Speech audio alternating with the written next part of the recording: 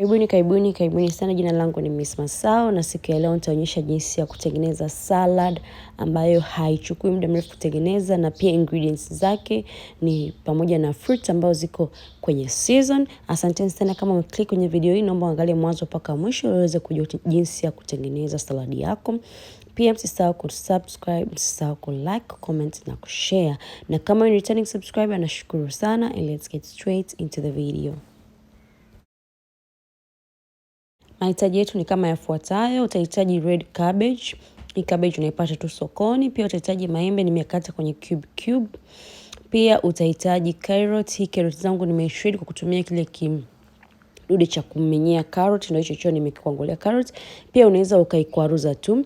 Pia utahitaji hoho, nimekata kidogo kidogo, na utahitaji hizi pickled onions. Kama hauna pickled onions, unaweza ukatumia tu vitunguu vyako vya kawaida.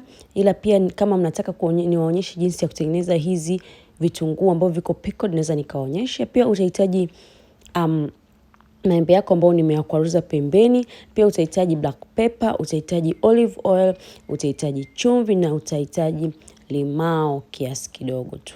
Cha kwanza kabisa utachukua cabbage yako, utachanganya pamoja na carrot. Kwa utaweka carrot kwenye cabbage, utaweka hoho zako. Ukishaweka hoho zako, utaweka maembe yako, utaweka hizi pickled onions kiasi tu ambacho wewe unataka. Au kama hauna hizi pickled onions, unaweza kaweka tu vitunguu vyako vya kawaida. Utakata tu kidogo kidogo alafu utaviweka.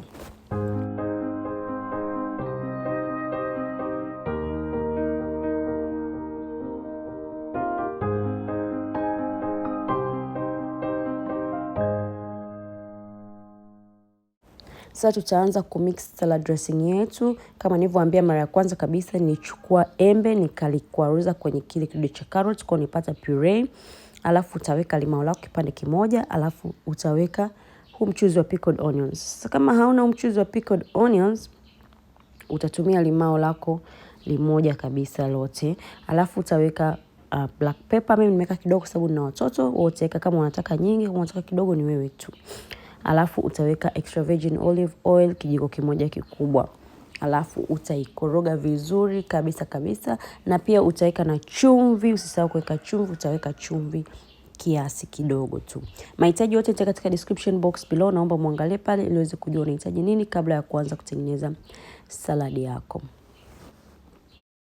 Baada hapo sasa utamiminia hii dressing kwenye hizi vegetables zako. Ukishazimiminia vegetable pamoja na fruits, ukishamiminia vizuri, utazichanganya. Kama una fork au kama una zile salad spoons, utachanganya vizuri na salad yako itakuwa iko tayari kwa ajili ya kuliwa.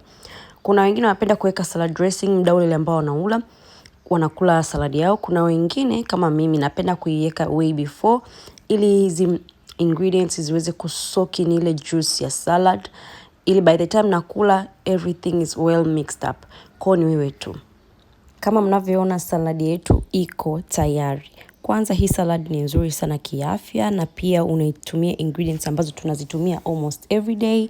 Na sasa hivi ukiangalia maembe yako in season, unaweza kutengeneza salad yako kwa ajili ya kula labda lunch, kwa ajili ya kulia pilau siku ya Christmas na siku nyingine yote hii. Asanteni sana kama umeclick kwenye video hii na umeangalia mwanzo mpaka mwisho. Msisahau kulike, comment na kushare. Pia msisahau kusubscribe na msisahau kunifollow Instagram, natumia the same name, Miss Masao. See you next time. Bye bye.